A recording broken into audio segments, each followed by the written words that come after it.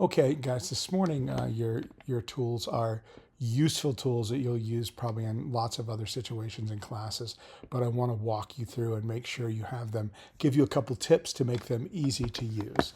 So the first one is going to be screenshotting. For the first assignment, you're going to be screenshotting to show me that you have Google Drive installed on your machine. You see how mine shows up in my Finder here? That's what I want for you. So we would, to screenshot, you have two options. Shift Command 3 screenshots the whole screen, but I'm going to use Shift Command and 4. That's going to give me this crosshairs option, which allows me to select what I want to show. In this case, I want to see quite a bit of your Finder and the Google Drive in it. Excuse me. So now I have a screenshot. Problem is, where is it? Well, let me show you how to find it. It automatically dumps it on your desktop. Okay, there it is on my desktop. Okay, so it's somewhere in this mess.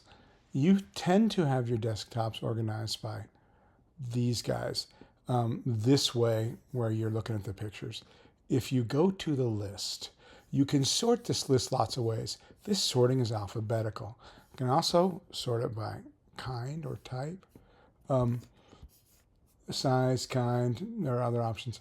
The important one is date modified. If I click here, it's going to organize them by date modified. So when was that file saved? Well, this morning at 6:33 a.m., I saved a screenshot.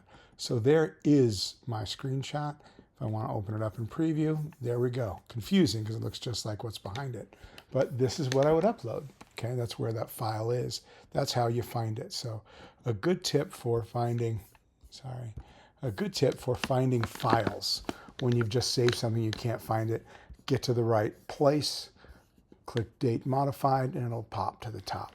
So that's how you find it. Now,